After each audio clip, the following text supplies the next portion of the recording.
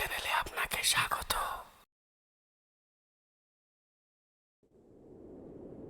বাতাসের শোঁ শোঁ শব্দ, বিকেলের পাখির ডাক, দূরে ঝর্ণার শব্দ ভেসে আসছে। আমি বসে আছি উত্তরবঙ্গের সবুজে মোড়া এক রহস্যময় ব্রিটিশ বাংলোর খোলা বারান্দায়। কতগুলো মায়াবী সকালকে শূন্য থেকে শুরু হতে দেখেছি, আর দেখেছি প্রথম আলোয় দিনের প্রথম প্রহরের আলো পড়ার সন্ধিক্ষণকে। আমি অনির্বাণ, কলকাতার কোলাহল আর ব্যক্তিগত শোক থেকে পালিয়ে এসে উঠেছি উত্তরবঙ্গের এক পুরনো ব্রিটিশ বাংলোয়। বাবা মা আর প্রেমিকা কমলিকার মৃত্যুর পর নিঃসঙ্গতাই আমার একমাত্র সঙ্গী। তাই পৈতৃক সম্পত্তি বিক্রি করে উত্তরবঙ্গে স্থায়ী হওয়ার সিদ্ধান্ত নিলাম। বাবা একসময় দার্জিলিংয়ের কার্শিয়াং ব্লকের শিবখোলা ফরেস্ট অঞ্চলের এক চা বাগানে ম্যানেজারের কাজ করতেন। সেই সূত্রেই ছেলেবেলায় দু একবার এখানে আসা হলেও আজ স্মৃতিগুলো প্রায় ঝাপসা। খবরের কাগজের বিজ্ঞাপন দেখে এই বাংলো কিনেছিলাম। 2 মাস আগে কেনার সময় এসেছিলাম, আর এবার চিরকালের জন্য কলকাতাকে বিদায় জানিয়ে ফিরে এলাম আমার সেই ফেলে আসা স্মৃতিগুলোকে নতুন করে বাঁচাতে। প্রায় 20 বছর কিভাবে যে এই সবুজ পাহাড়ের দেশে নিজেকে আপোস করে নিয়েছি, চলুন সেই অভিজ্ঞতাই আপনাদের সাথে শেয়ার করছি। শিয়ালদা থেকে রাতের ট্রেনে ভোরেই পৌঁছে গেলাম নিউ জলপাইগুড়ি। সেখান থেকে একটা গাড়ি নিয়ে জানালার কাছ নামিয়ে পেছনের সিটে বসে পড়লাম। জলপাইগুড়ি ছাড়তেই পাহাড়ি রাস্তা শুরু হলো। চারিদিকে বিস্তীর্ণ চা বাগান, সবুজে মোড়া পাহাড়, আর দূরে ওই রূপলি সুতোর মতো বয়ে যাওয়া তিস্তা। বুকের ভেতরটা যেন ধীরে ধীরে হালকা হয়ে এলো। কলকাতার ধোঁয়া আর কমলিকার রেখে যাওয়ার শূন্যতা সব পিছনে পড়ে রইল। শুকনা পেরোতেই রাস্তা ঘুরে উপরে উঠল।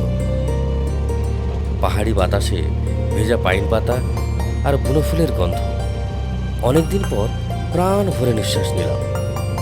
কিছুক্ষণ পর গাড়ি থামল বাংলোর সামনে। গাড়ির ইঞ্জিন থামতেই চারপাশে ভারী নিস্তব্ধতা। ড্রাইভারকে বিদায় দিয়ে দাঁড়িয়ে দেখি ধাপে ধাপে উঠতে থাকা বাগানের মাঝে দাঁড়িয়ে এক দোতলা ব্রিটিশ বাংলো, যেন ধূসর ক্যানভাসে আঁকা কোনো পুরানো তৈলচিত্র। সংস্কার হয়েছে বটে, তবুও দেওয়াল জুড়ে এক অদ্ভুত বিষণ্ণতা। গেট খুলে ধীরে ধীরে ভেতরে ঢুকলাম। হঠাৎ থমকে দাঁড়ালাম। এক ভয়ঙ্কর কালো বেড়াল নিঃশব্দে আমার সামনে দিয়ে বাংলোর পেছনে মিলিয়ে গেল। ঠিক তখনই লক্ষ্য করলাম দোতলার পর্দা একটু নড়ে উঠল। মনে হলো কেউ যেন উঁকি দিল। মেন দরজায় তালা, চাবি একটা আমার কাছে, আরেকটা থাকে কানাইবাবুর কাছে। তাহলে ভেতরে কাকে দেখলাম? লোহার গেটটা খোলার শব্দ পেয়ে পেছন ফিরে দেখি কানাইবাবু একটা ব্যাগ নিয়ে আসছে। স্যার, বাইরে কেন? ভেতরে চলুন। আমি আপনার জন্য একটু পাঁঠার মাংস নিয়ে এলুম। দিন, এই ব্যাগটা আমায় দিন। আসুন। আমার কাছ থেকে বড় ব্যাগটা নিল। তারপর দুজনে পৌঁছালাম বাড়ির মেন দরজার কাছে।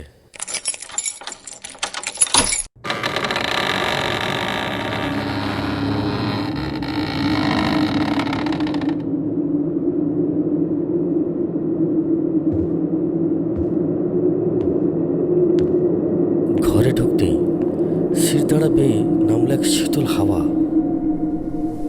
আমি সিঁড়ি দিয়ে ওপরে উঠছি, হঠাৎ মনে হলো কেউ যেন আমার সঙ্গে হাঁটছে। পেছন ফিরে তাকালাম, কেউ নেই। সিঁড়ির রেলিং ধরে উপরে উঠছি, মনে হলো আমার হাতের উপর কেউ যেন হাত রেখেছে, অথচ কেউ কোথাও নেই। ভাবলাম রাতে ভালো করে ঘুম হয়নি, তাই গ্যাস মাথার উপরে উঠে নৃত্য করছে। ওপরের ডান দিকের ঘরে ঢুকে বিছানায় গাটা এলিয়ে দিলাম। সিল্কের চাদরের নরম ছোঁয়ায় ক্লান্ত শরীরটা ঢলে পড়ল। বিশাল ঘর, বড় বড় জানালা, পুরানো দিনের আসবাব, বেলজিয়ামের আয়না, সেগুন কাঠের আলমারি আর কারুকাজ করা পালঙ্ক, সব ঝকঝকে। অথচ দেয়ালে দেয়ালে লেগে আছে এক অদ্ভুত বিষণ্ণতা। ভাবলাম একটু জিরিয়ে নিয়ে তারপর স্নান করব। তারপর গরম ভাত খেয়ে একটা লম্বা দুপুরের ঘুম দিতে হবে। 2 মাস আগে যখন বাড়িটা কিনেছিলাম তখনই লোক লাগিয়ে সব পরিষ্কার করেছি। সব দায়িত্ব নিজের হাতে সামলেছে এই কানাইবাবু। কানাইবাবু এখানকার স্থানীয়, শিবখোলা শিব মন্দিরের কাছেই থাকে। বিছানায় গাটা এলিয়ে দিতেই চোখ দুটো যেন বুজে আসছিল। তারপর হঠাৎ মনে হলো কেউ যেন খুব সন্তর্পণে আমার কপালের ওপর হাত রাখল। খুব মোলায়েম অথচ বরফের মতো ঠান্ডা সেই স্পর্শ। শরীরের ভেতর দিয়ে একটা শিরশিরানি বয়ে গেল। আমি চমকে উঠলাম, ধরপড় করে উঠে বসি। কে?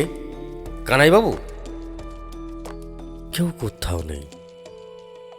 অথচ আমি দিব্যি অনুভব করলাম কেউ যেন আমার পাশে বসেছিল। নিজের মনে একটু হাসলাম। আসলে একা থাকলে বোধহয় মানুষের মস্তিষ্ক এইভাবে খেলা করে। হয়তো রাতের জাগরণ আর ক্লান্তিতে এমন ইলিউশন তৈরি করছে। ভাবলাম স্নানটা সেরে নিলে সব ঠিক হয়ে যাবে। শরীর আর মনের উপর দিয়ে আজ অনেকটা ধকল গেছে। মাথাটা একটু ঝাড়া দিয়ে তোয়ালেটা কাঁধে নিলাম। না, আর দেরি করা যাবে না। স্নান সেরে নিচে নামতে হবে। পেটে খিদেও চঞ্চল করছে। কিন্তু বাথরুমের দিকে পা বাড়াতেই মনে হলো ঘরের কোণের ওই পুরানো আয়নাটায় একটা ছায়া যেন উঁকি দিয়ে সরে গেল। আমি স্থির হয়ে দাঁড়ালাম। এই বাংলোটা কি একটু বেশি মায়াবী, না সবই মনের ভ্রম? যাই হোক, আর মাথা না ঘামিয়ে শাওয়ারটা চালিয়ে দিলাম।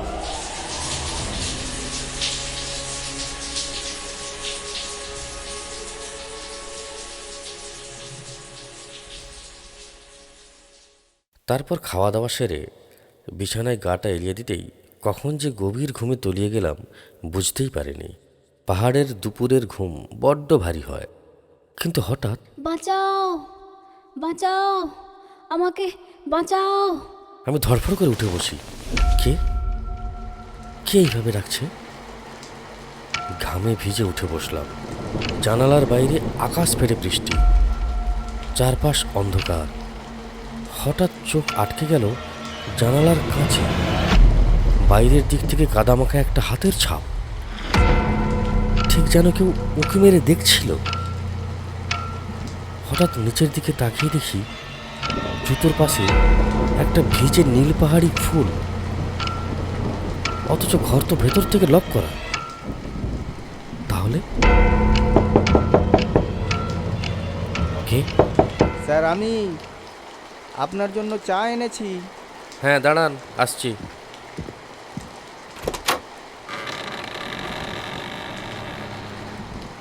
আসুন, ভেতরে আসুন, বসুন, আপনার সাথে কিছু কথা আছে।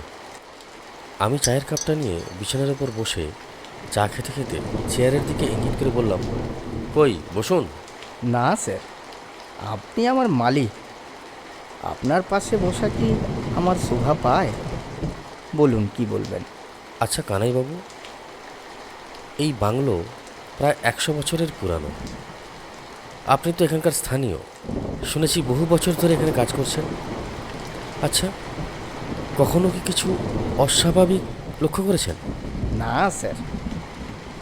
আমার মনে হলো কানাইবাবু কিছু লুকোচ্ছে। চায়ের কাপে একটা চুমুক দিয়ে বললাম, একটু আগেই আমি ঘুমিয়েছিলাম।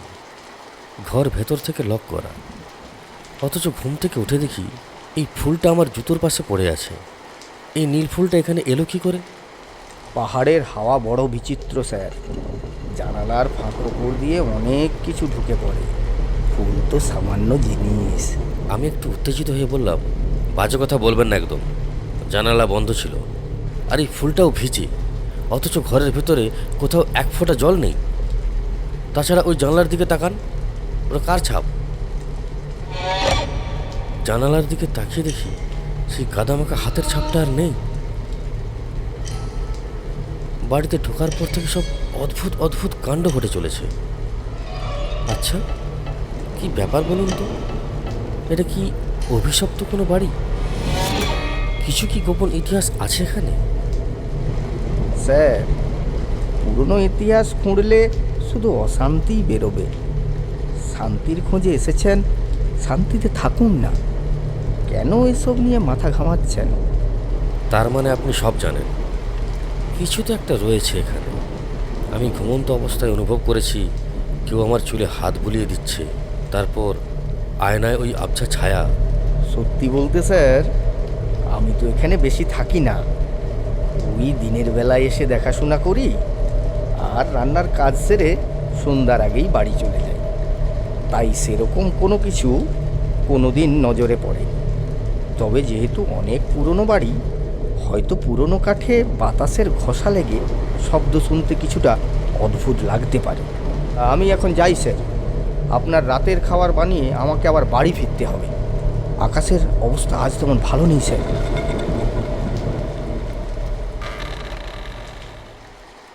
তারপর বেশ কয়েক ঘন্টা কেটে গেল। বৃষ্টিটাও থেমে গেছে।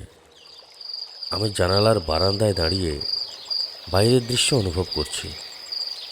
প্রকৃতি যেন নিজের হাতে সাজিয়ে রেখেছে তার এই অপরূপ রূপমালা। দিনের আলো পশ্চিমের ওই পাইন গাছগুলোর ভেতর লুকিয়ে পড়ছে। উত্তর পূর্ব কোণের ওই পাহাড়গুলোর চূড়া যেন লাল রঙে রাঙিয়ে লাজেরাঙা নতুন বউয়ের মতো দাঁড়িয়ে আছে। আর পশ্চিমে বয়ে যাওয়া তিস্তা কুলকুল করে জানান দিচ্ছে আরেকটা নতুন দিন শেষ হয়ে গেল। চারিদিক আস্তে আস্তে অন্ধকারের চাদরে ঢেকে যাচ্ছে। দিনের পাখিরা ফিরে যাচ্ছে তাদের বাসায়। তারপর বাড়ির বাইরের আলো জ্বলে উঠল। কিছুক্ষণ পর কানাইবাবু এসে বললেন, স্যার, আপনার রাতের খাবার এই ঘরের টেবিলে ঢাকা দিয়ে রাখলাম। রুটি আলুর দম এখনও গরম আছে। আমি এখন চলি স্যার। সে কি কানাইবাবু, এখনই চলে যাবেন? সবে তো সন্ধে নামলো। আকাশের অবস্থা ভালো না স্যার। রাতের পাহাড় বড় বিপজ্জনক। আপনি বরং তাড়াতাড়ি খেয়ে দরজাটা ভালো করে লাগিয়ে শুয়ে পড়ুন। রাতে নিচে নামার একদম দরকার নেই। আপনার কাছে তো চাবি আছে, তাই আমি যাওয়ার সময় বাইরের দরজাটা লক করে যাব। কেন? রাতে নিচে নামলে কি অসুবিধা আছে? অসুবিধা তেমন কিছু নেই, কিন্তু কিন্তু কি? না, সেরকম কিচ্ছু না। আপনি নতুন তো এখানে। পাহাড় জঙ্গলের পরিবেশ একটু বেশি মায়াবী মনে হতে পারে আপনার। ওটা অভ্যেস হয়ে গেলে দেখবেন শরীর অশরীরের কোনো তফাৎ নাই। আচ্ছা, কি যেন বলে গেল? শরীর অশরীরের ব্যাপারটা ও কিসের ইঙ্গিত দিয়ে গেল? তাহলে কি সত্যি সত্যি কিছু রয়েছে এখানে? ভূত প্রেতের ভয় আমার নেই। ওগুলো কুসংস্কার ছাড়া আর কিছু না। নতুন জায়গা, নতুন পরিবেশ, তাই বোধহয় মাথার মধ্যে উল্টোপাল্টা চিন্তা আসছে। এইভাবে নিজেকে সান্ত্বনা দিলেও এত বড় পুরনো একটা ঘরে আমি একা, গাটা তো একটু ছমছম করছেই। তারপর সকাল থেকে যা ঘটে চলেছে আমার সাথে, এরপর বেশি দেরি না করেই প্রায় 8টার মধ্যে খেয়ে নিলাম। আজকে তাড়াতাড়ি শুয়ে পড়ি। কাল প্রতিবেশীদের কাছ থেকে এই বাংলোটার ব্যাপারে একটু জানতে হবে। জলের দামে পেয়ে বাংলোটা তো নিয়ে ফেলেছি, আগে একটু খোঁজ খবর নেওয়া দরকার ছিল। ওই জন্যই বলে বেশি লোভ ভালো না, লোভে পাপ আর পাপে মরণ। আমার কথা শেষ হতে না হতেই কেউ আমার জানালার কাছে ঢিল মারল। আমি ছুটে যাই জানালার কাছে। দেখলাম আশেপাশে কেউ নেই। তাহলে তারপর দেখলাম পালঙ্কের পাশে একটা কাগজ মোড়া পড়ে আছে। ওটা হাতে নিতেই এক টুকরো পাথর পড়ে গেল নিচে। ওই কাগজটা কি যেন লেখা আছে, এখান থেকে চলে যান, আমি কাউকে এখানে থাকতে দেব না। এতক্ষণ পর স্বস্তি পেলাম। তার মানে এটা অশরীরের ব্যাপার নয়, এটা কোনো শরীরধারীর কাজ। আমার মনে হয় এতে কানাইবাবুও ইনভলভ আছে, না হলে সে এখানে এতদিন আছে তার নজরে কিছু পড়ে না। যাই হোক, এবার নিশ্চিন্তে একটু ঘুমোতে পারবো। এরপর লাইটটা অফ করে শুয়ে পড়লাম। বাইরে তখনও হালকা বৃষ্টি। বাইরের বৃষ্টির শব্দে কখন যে ঘুমিয়ে পড়েছিলাম জানি না। হঠাৎ কারো কান্নার শব্দ পেয়ে ঘুমটা ভেঙে গেল। কান পেতে শুনলাম শব্দটা এই বাড়ির আশেপাশে কোথাও থেকে আসছে। বিরক্ত হয়ে বিছানায় উঠে বসলাম। এত রাত্রে কানাইবাবুর কোনো কাজ নেই? ও ভেবেছে এইভাবে আমায় ভয় দেখালে আমি বাড়ি ছেড়ে পালিয়ে যাব, যাতে করে ও আবার কাউকে বোকা বানিয়ে টাকা কামাতে পারে। আমি সেটা হতে দেব না। কাল আসুক, আগে ওটাকে টাইট দেব, তারপর না শুধরালে বেটাকে পুলিশে দেবো। হঠাৎ প্রচণ্ড একটা শব্দ নিচ থেকে এলো। আমি ঠিকরে উঠলাম। বুকটা যেন কেমন কেঁপে উঠল। তারপরে ভাবলাম রান্নাঘরে বিড়াল ঢুকেছে হয়তো, তাই গুরুত্ব না দিয়ে আবার শুয়ে পড়লাম। ততক্ষণে কান্নাটা আর আসছিল না, কিন্তু তার কিছু পরে শুনতে পেলাম কে যেন সিঁড়ি দিয়ে ওপরে আসছে। আমি কান খাড়া করে শুনতে লাগলাম কার পায়ের শব্দ। আমার ঘরের দরজার সামনে এসে থেমে গেল। মনে মনে ভাবলাম কানাইবাবু ফিরে এলো। আমি চমকে উঠি। প্রথমে আমি কোনো সাড়া করিনি, কিন্তু দ্বিতীয়বার সেই নখের শব্দ যেন আরও বেড়ে গেল। আমি বললাম, কে? কোনো সাড়া নেই। কে ওখানে? পুরো নিস্তব্ধ, কোনো সাড়া নেই। কানাইবাবু, আমি জানি এগুলো আপনার কাজ। নিজের ভয়কে লুকিয়ে বললাম, দেখুন, আমাকে ভয় দেখানোর বৃথা চেষ্টা করবেন না। আপনি কিন্তু এবার খুব বাড়াবাড়ি করছেন।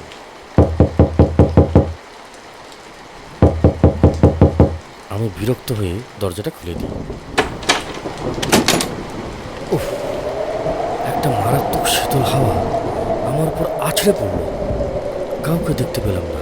কাঠের মেঝের ওপর ধুলো জমে আছে, কিন্তু সেখানে কোনো মানুষের পায়ের ছাপ নেই।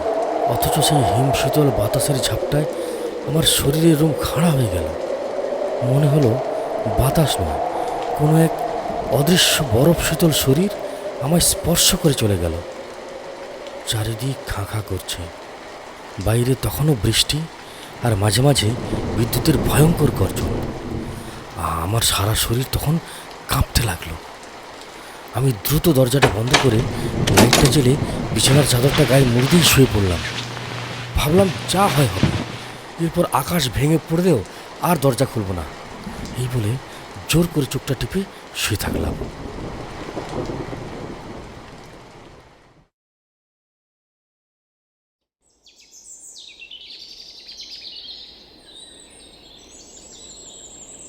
সকালের মিষ্টি রোদ আর পাখির ডাকে ঘুম ভাঙতেই এক অদ্ভুত সতেজতা অনুভব করলাম।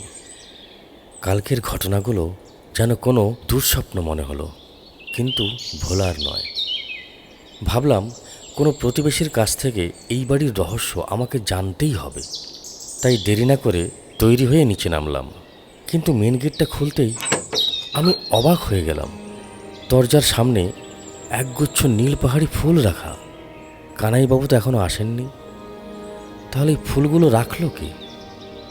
ফুলগুলোকে গুরুত্ব না দিয়ে পাশের পাথরের ওপর রেখে আমি বেরিয়ে পড়লাম।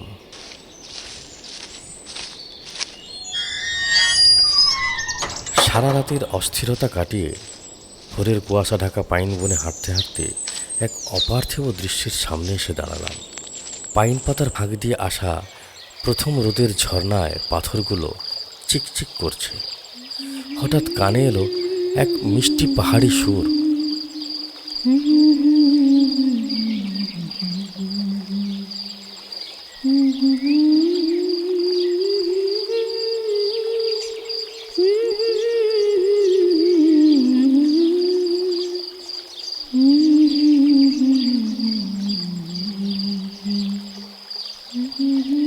দূরে দেখলাম ঝর্ণার পাথরে পা দুলিয়ে বসে আছে বছর 25-এর এক সুন্দর যুবতী। পরনে তার নীল রঙের পাহাড়ি শাড়ি, মাথায় বুনো ফুলের মালা। কুয়াশার ধূসর ক্যানভাসে তার চঞ্চল চোখ আর রূপ যেন এক উজ্জ্বল আভা ছড়িয়ে দিচ্ছে। কে এই মেয়েটি? কাছে গিয়ে বললাম, আপনি আপনি কে? এই ভোরবেলায় এখানে একা? আমি আমি চিত্রা, এই পাহাড়ের মেয়ে। তা অনির্বাণ বাবু, আজ ভোরের ওই নীল ফুলগুলো কি আপনার মন ছুঁতে পেরেছে? আমি চমকে উঠলাম। আপনি, তার মানে আপনি ওই ফুলগুলো রেখেছেন? আর আর আপনি আমার নাম জানলেন কি করে? ও বাড়ির প্রতিটি ইটের ইতিহাস আমার মুখস্থ। বাড়ির আনাচে কানাচে কার নিঃশ্বাস পড়ে আর কার দীর্ঘ নিঃশ্বাস সবই আমি জানি। আপনি যে ও বাড়ির নতুন অতিথি, সে খবর কি আর চাপা থাকে? আপনি আপনি খুব রহস্য করে কথা বলেন চিত্রা। পাহাড়ি মেয়েরা কি সবাই এমন মায়াবী কথা বলে? মায়া? মায়া তো মনের ভ্রম অনির্বাণ বাবু। আপনি কি জানেন, এই যে পায়ের নিচে ভিজে নরম মাটি দেখছেন, এর গভীরে কত কান্না চাপা পড়ে আছে? ওই যে ঝর্ণার শব্দ শুনছেন, ওর সুরে কতজনের হাহাকার মিশে আছে? আমি বুঝলাম না, আপনি কিসের কান্নার কথা বলছেন? রহস্য তো ওই মরা পাথরের দেওয়ালে অনির্বাণ বাবু। যে বাংলোটাকে আপনি আজ নিশ্চিন্তে আঁকড়ে ধরেছেন, তার ইতিহাসটা বড্ড রক্তমাখা।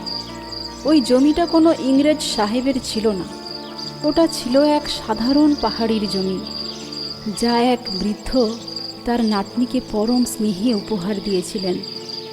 ওই নাতনিই ছিল তার জীবনের সব কিছু, তার বংশের শেষ প্রদীপ। কিন্তু সাহেবদের নজর পড়েছিল ওই জমিটার ওপর। গায়ের জোরে জমি দখল হলো, আর সেই জমির ওপর মাথা তুলে দাঁড়ালো ওই অভিশপ্ত ব্রিটিশ বাংলো। তারপর সেই মেয়েটির কি হলো? সেই চঞ্চল মেয়েটি তার দাদুর দেওয়া মাটির মায়া ছাড়তে পারেনি। একদিন সুযোগ বুঝে সাহেবরা তাকে নির্মমভাবে সরিয়ে দিল এই পৃথিবী থেকে।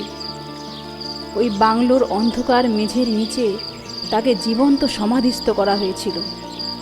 পাথর দিয়ে চেপে দেওয়া হয়েছিল তার স্বপ্নগুলো। সেই দম্পতি যারা আপনাকে এই বাড়িটা বিক্রি করেছে, তারা আসলে ওই সত্যটা জেনে ফেলেছিল। তারা যখন মেয়েটির কান্নার শব্দ শুনতে পেল, তখন আর থাকতে পারেনি, তারা পালিয়ে গেছে। কিন্তু মেয়েটা, সে তো যেতে পারেনি অনির্বাণবাবু।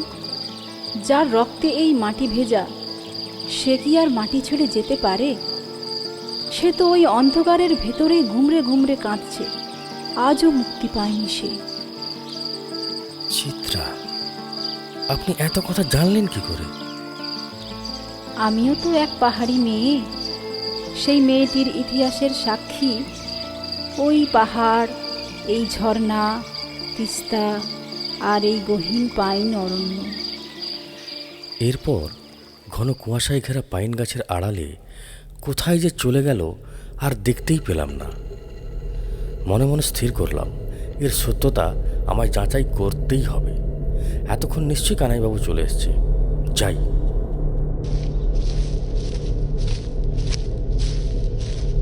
চিত্রার কথাগুলো আমার মাথায় হাতুড়ির মতো বিঁধছে, বুকটা ধড়ফড় করছে।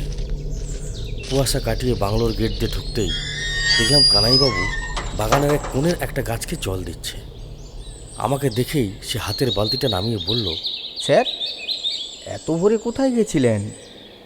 আমি আপনার ঘরে চা নিয়ে গিয়ে দেখি ঘর খালি। আবার ফিরে এলাম। আপনি হাতে মুখে জল দিয়ে আপনার ঘরে বসুন, আমি চাটা এখনই গরম করে নিয়ে আসছি। ঠিক আছে, তাড়াতাড়ি আসুন, কথা আছে।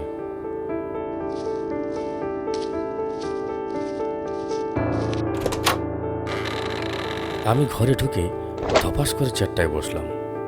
মাথার ভেতরটা ভোঁ ভোঁ করছে। একটু পরেই কানাইবাবু চায়ের ট্রেটা নিয়ে ঘরে ঢুকলো। ধোঁয়া ওঠা চায়ের কাপটা টেবিলের উপর রাখতে আমি তার দিকে সরাসরি তাকালাম।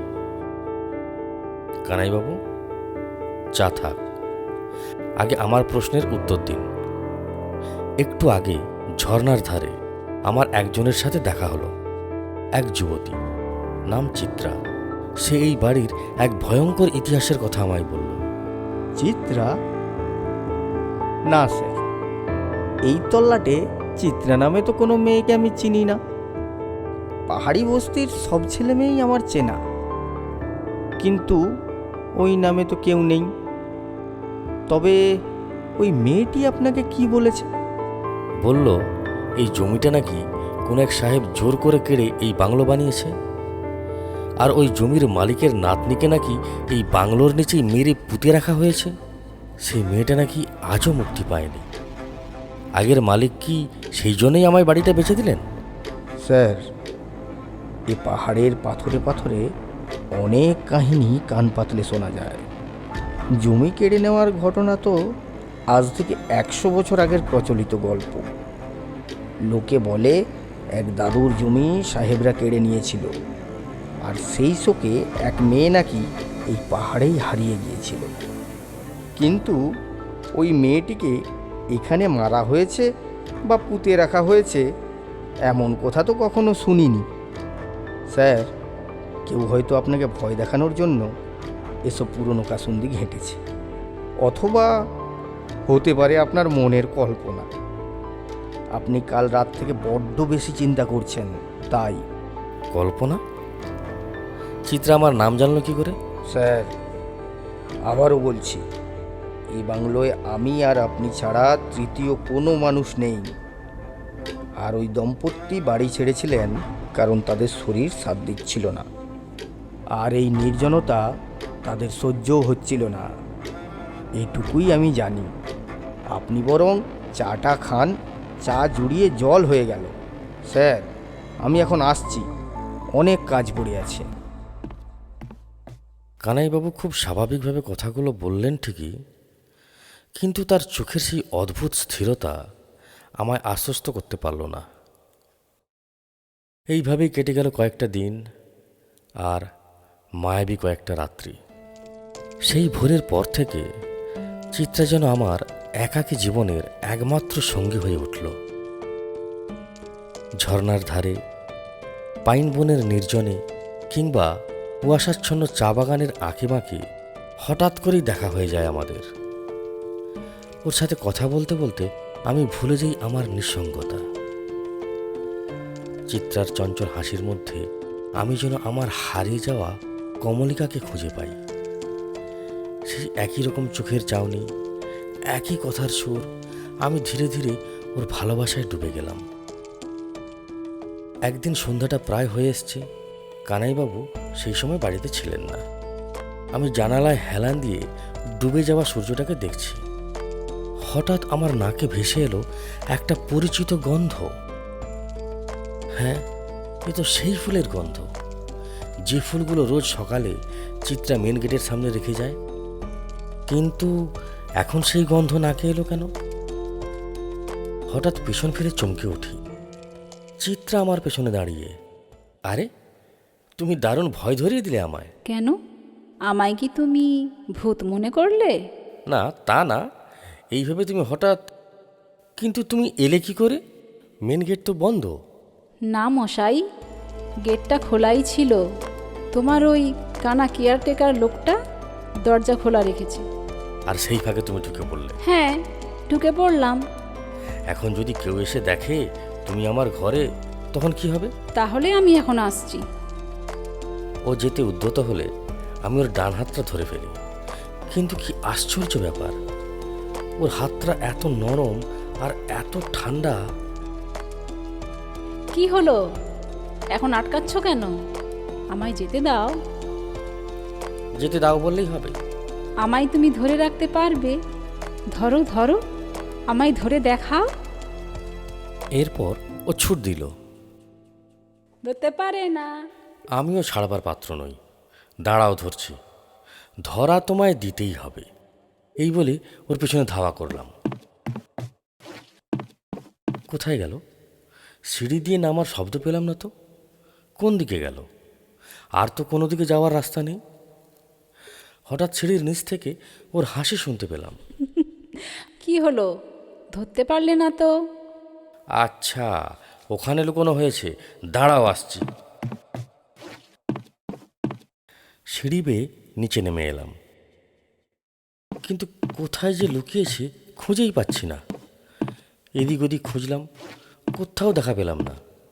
চিত্রা, চিত্রা, আর লুকোচুরি করতে হবে না, বেরিয়ে এসো। হঠাৎ স্টোর রুমের পেছন থেকে ওর গলার শব্দ শুনতে পেলাম। অনির্বাণ, অনির্বাণ, আমি এখানে পড়ে গেছি। এখানে কি ঘুটঘুটে অন্ধকার। অনির্বাণ, আমার খুব ভয় করছে। আমায় এখান থেকে উদ্ধার করো অনির্বাণ, অনির্বাণ। দাঁড়াও, আসছি। এই বলে সামনের টেবিলে রাখা টর্চটা নিয়ে আস্তে আস্তে করে স্টোর রুমের পেছনের দিকে গেলাম। দেখলাম সেখানে ধুলো আর মাকড়সার জালে ঘেরা কাঠের তৈরি কিছু বড় বড় বক্স আর জংধরা মেশিনপত্র। ওই বাক্সগুলোর পেছন দিকে যেতেই দেখি একটা জংধরা সিঁড়ি নিচের দিকে নেমে গেছে। ওখানে চিত্রা গেল কি করে? সে প্রশ্ন এখন থাক, আগে চিত্রাকে বের করতে হবে। আমি কয়েকটা বক্স সরিয়ে আস্তে আস্তে করে সেই সিঁড়ি দিয়ে নিচে নেমে এলাম। দেখি এক কোণে বসে কাঁপছে চিত্রা। টর্চটা রুমটার চারিদিকে মেরে দেখলাম ফ্লোরের মাঝখানটা প্লাস্টার নেই, যেন প্লাস্টার ভেঙে মাটি খোঁড়া হয়েছে।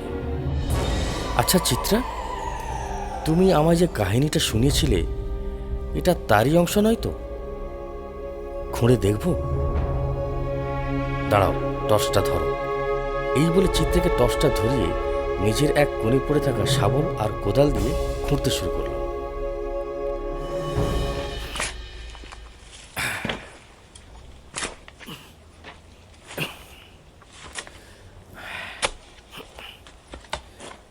বেশ অনেকটা খোঁড়ার পর আমি আঁতকে উঠলাম। এ কি? এ তো একটা আস্ত মানুষের কঙ্কাল। চিত্রা, তুমি ঠিকই বলেছিলে। গলায় একটা চেন দেওয়া লকেটের মতো কি দেখতে পাচ্ছি। দাঁড়াও, দেখছি। এরপর চেনটা নিয়ে লকেটটা ভালো করে দেখতে যাব, এমন সময় স্যার, আপনি এখানে? ও, আপনি এসে পড়েছেন। দেখুন, এই বাড়ির আসল রহস্য। আপনি তো এতদিন থেকেও এখানে কিছু করতে পারলেন না, আর ওই বাইরের মেয়েটা আজ আমায় এই পথ দেখালো। যদিও সে অজান্তেই এটা দেখিয়েছে, কিন্তু দেখালো তো। আপনি কার কথা বলছেন স্যার? ওই তো তোমার সামনে টর্চ হাতে দাঁড়িয়ে আছে। কই, এখানে তো কেউ নেই। এখানে তো একটা পুরনো ড্রামের ওপর টর্চটা রাখা। কোথায় আর যাবে? আপনাকে দেখে হয়তো ওর পেছনে লুকিয়েছে। এই দেখুন, আস্ত একটা কঙ্কাল, গলায় একটা চেন দেওয়া আছে। তারপর আমি সেই লকেটটা খোলার চেষ্টা করি। অনেক চেষ্টা করার পর তারপর সেটা খুলল। ভেতরে সাদা কালো কার একটা ছবি, ঠিক মতো দেখা যাচ্ছে না। তারপর টর্চের সামনে এসে যা দেখলাম তাতে আমার হার্টবিট 100 গুণ বেড়ে গেল। আমি যেন আর দাঁড়িয়ে থাকতে পারছি না। উফ ভগবান, এ তো চিত্রা! এ হতে পারে না, এ কিছুতেই হতে পারে না। চিত্রা, চিত্রা, চিত্রা, চিত্রা, চিত্রা, তুমি কোথায়? আমি টর্চটা নিয়ে পাগলের মতো ঘরটায় চিত্রাকে খুঁজে বেড়াচ্ছি। চিত্রা, চিত্রা, চিত্রা, তুমি আমার সাথে এইভাবে লুকোচুরি খেলতে পারো না চিত্রা। স্যার, স্যার, স্যার, আপনি শান্ত হন, শান্ত হন। এখানে আপনি আমি ছাড়া আর কেউ নেই স্যার। শান্ত হন স্যার। আমি আমি শান্ত হতে পারছি না, আমি শান্ত হতে পারছি না কানাইবাবু, আমি শান্ত হতে পারছি না, আমি শান্ত হতে পারছি না।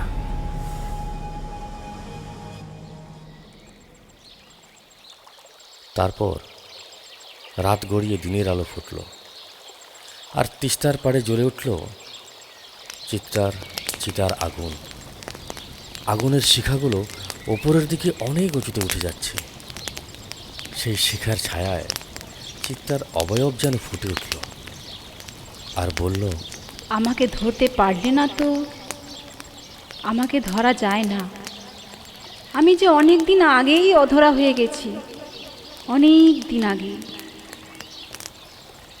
তিস্তার জল বয়ে চলে আপন বেগে, আর পাহাড়ের খাঁজে খাঁজে জমে থাকে শত বছরের দীর্ঘশ্বাস।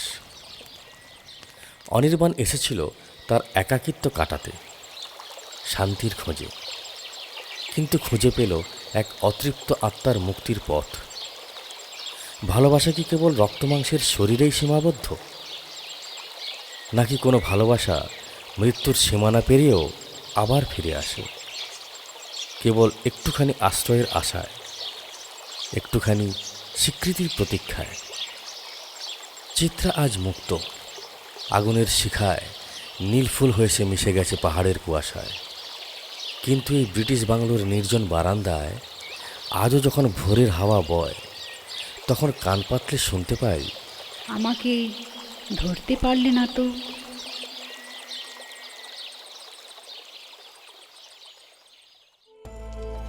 গল্পটি আপনাদের ভালো লাগলে মতামত জানাতে ভুলবেন না। আপনাদের মতামত আমাদের সৃজনের ক্ষমতা প্রদান করে। গল্পটিতে বিভিন্ন চরিত্রে কণ্ঠ দিলেন চিত্রা, প্রিয়াঙ্কা চক্রবর্তী, কানাইবাবু, অরুণ চক্রবর্তী, অনির্বাণ, আমি শুভ্রকান্ত চক্রবর্তী।